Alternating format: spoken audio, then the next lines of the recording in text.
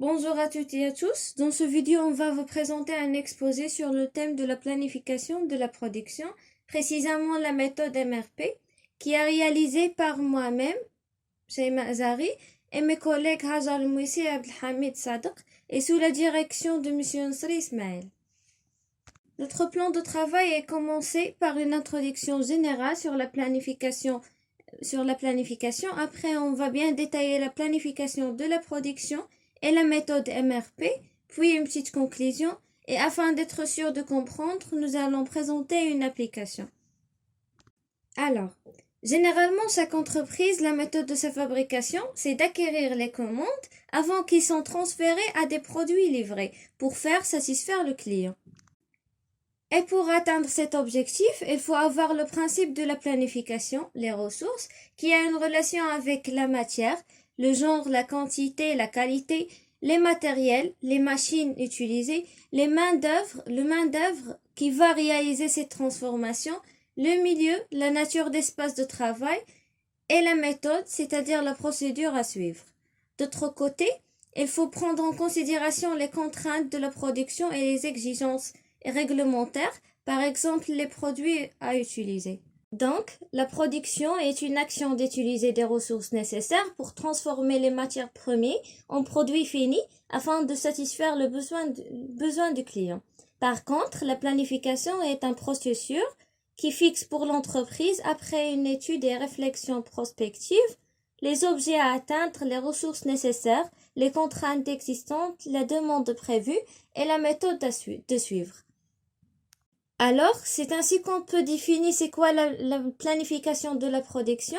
C'est tout simplement une répartition des ressources de l'entreprise en fonction de ses objectifs, ses contraintes, demandes prévues, afin d'optimiser la qualité, le coût, le délai, la performance et le risque, et pour être à point avec les besoins du client. La planification a 4 étapes. La première étape, c'est le plan stratégique. Il se fait au niveau de la direction générale. Donc, il définit les grandes orientations et objectifs commerciaux de l'entreprise. Ce plan donne une vision à long terme des futures ventes et donc les besoins de production. Les prévisions sont regroupées par famille de produits, durée d'1 an à 5 ans. La deuxième étape, c'est le PIC, le plan industriel et commercial. Elle est élaborée par un travail conjoint entre les responsables commerciaux, production, achat, RH, ainsi que le directeur d'entreprise. Le PIC permet de vérifier la faisabilité et l'indication entre les ressources de production, les moyens financiers et les objectifs commerciaux de l'entreprise. Elle doit être réactualisée périodiquement et il s'étend généralement sur 6 mois à 2 ans. On passe à la troisième étape, c'est le plan directeur production, le PDP. Il s'étend d'1 mois à 6 mois et c'est une expression plus précise de PIC. Son rôle consiste à transformer les prévisions en un engagement ferme vis-à-vis de la production, contrairement au PIC. Elle est établie pour chaque référence de produit et non plus par famille. Elle est en général établie chaque mois et sert ainsi de base de calcul au MRP. Ce programme permet de considérer les décisions d'équilibrage en fonction de charges et des ressources disponibles sur le temps imparti. Le PDP est déplacé au principe de MRP pour avoir un plan d'ordonnancement, c'est le 4e plan. Le plan d'ordonnancement, c'est le plan le plus détaillé et comporte la planification par date exacte de chaque ordre d'achat, ordre de sous-traitance et le OF, obtenu du calcul MRP, durée d'1 semaine à 2 mois. Et comme on remarque, le calcul MRP est fait entre le plan directeur production et le plan d'ordonnancement. Material Requirement Planning. Le principe du MRP consiste en déterminer de manière automatisée pour chaque produit fini à partir du besoin brut, le besoin net, besoin brut et stock, en tenant compte des ordres prévisionnels et des ordres lancés ou fermés. Les étapes de la MRP sont Premièrement, déterminer la structure des articles, nomenclature des produits finis. Deuxièmement, déterminer les quantités de composants existants dans le stock. Et troisièmement, déterminer des délais de fabrication des produits, de leur phase de production et de la livraison de MP. Cette étape est souvent nommée éclatement de la nomenclature, car le CBN doit se faire niveau par niveau de la nomenclature. Donc voilà, on a le calcul de CBN. L'éclatement d'un produit décomposé produit fini, sous-ensemble. Détermination du BN est égal PB moins SPH plus ENCF plus ENCC, le tout plus SS, le tout sur 1 moins R. La détermination des échéancières des ordres, le temps de fabrication des OFS, l'ordre de fabrication. BB, ça veut dire le besoin brut, c'est le total de demandes dépendantes et indépendantes d'un même article. Et la BN, c'est le besoin net, la quantité obtenue en déduisant des besoins bruts de stock disponible, les réceptions prévues et en ajoutant le stock sécurité.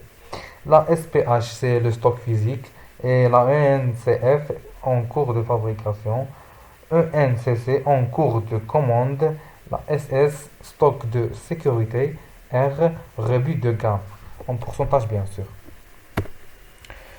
La démarche à suivre pour CBN, on doit collecter les données, nomenclature arborescente, dite cascadée, plan directeur de production et ou carnet de commande.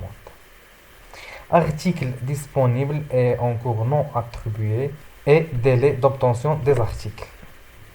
À chaque niveau de nomenclature depuis le niveau supérieur pour chaque article, à chaque période considérée répétée. Calcul du besoin brut, calcul du besoin net, définition de l'ordre prévisionnel, l'OP envisagé. Pour satisfaire le besoin net exprimé et indiquant la quantité d'unités de l'article, la date de lancement. Et voilà un approvisionnement CBN ou MRP. Pour bien conclure, on trouve que les logiciels MRP utilisent des données de production en input telles que les factures d'achat de matières premières et composants, les livres d'inventaire et le calendrier de production. L'objectif étant de synchroniser période par période le flux de matériaux avec l'inventaire en cours dans le calendrier de production. Et pour bien comprendre la méthode de MRP, on démarre l'application suivante. On est dans une entreprise qui fabrique l'article A et pour fabriquer A, j'ai besoin de connaître sa nomenclature. Et du coup, là pour fabriquer A, j'ai besoin de 2 B, j'ai besoin de 2 C et un D. Et pour fabriquer B, j'ai besoin d'un E et pour fabriquer D, j'ai besoin également du même E et de 2 F. Nous avons les ventes provisionnelles des 4 prochaines semaines. Et on a aussi comme données des parts de stock initial pour chaque article. Par exemple, pour le A, on démarre, on a déjà 100 en stock et on va voir comment on va les utiliser par la suite. On part également des principes que le délai de fabrication est d'une semaine. Alors, quels sont les ordres de fabrication et de commande pour le produit A et les composants B, C, D et F? Pour se trouver avec cette nomenclature, on applique la règle de plus bas niveau. Finalement, la différence est juste on a pris de C, on a des cas, des combats et du coup, quand on va commencer à faire des calculs, on a commencé toujours par le A. Une fois on a fini le A, on fait B et D.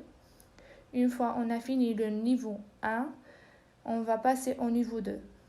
Alors, au départ, on va ici quand même diviser toutes les données dans les différents tableaux. Là, le tableau pour l'article A, pour chaque article, doit préciser c'est quoi le stock initial. Le délai, on a dit, on part avec un délai d'une semaine. La stratégie de production a dit c'est lot pour lot exact. En fait, on a le droit de commander le lot exact et on n'a pas le stock de sécurité. On n'a pas de taux de rebut. Alors, on commence le tableau. Rappelez-vous que le stock initial, on a dit on part avec un stock initial de 100 unités. Au départ, j'ai une commande de 50 unités. Franchement, ce que j'ai en stock, c'est supérieur à ce qu'ils demandé par les clients. Mais du coup, là, mon besoin net, elle est de 0. Et ce qui va me rester en stock, c'est je livre les 50, me rester 100 moins 50, ça veut dire elle va me rester 50. Maintenant, pour la période 2, j'ai 50 unités. Et là, pour contre, j'ai besoin de 60. Alors, les 50 ne suffisent pas pour répondre à cette demande. Et du coup, là, je suis obligée de commander ou demander la fabrication de me préparer. Alors, j'ai demandé 10. J'ai demandé 10 unités. Le 10, c'est la différence entre 60 et 50. Et maintenant, je regardais bien. J'ai 50 que j'avais récupéré de période 1, plus les 10 qui seront livrés. La période 2, en tout, j'ai 60, moins les 10. Et il va me rester 0. Maintenant, on passe à la période 3. Je récupère déjà 0 parce que j'ai épuisé mon stock et j'ai une demande de 50 et du coup, mon besoin net est de 50 unités parce que j'ai besoin de commandes ou bien besoin d'avoir 50 unités pour que je puisse répondre à la demande de mes clients. Et pour la dernière période, je récupère le 0. J'ai une demande de 40 et d'un besoin net de 40. Je commande 40, mais il faut les commander une semaine avant pour que je recevoir la semaine 4. Et pour le stock, je reçois 40 plus 0, moins les 40, et va me rester 0. Maintenant, on va passer au B. D'accord? Alors, pour fabriquer A, j'ai besoin de 2B. Et c'est pour cela, ici, pour calculer le besoin brut de l'article B, en prenant l'ordre prévu de début de l'article A, multiplié par 2. Et la même chose pour tous les derniers articles.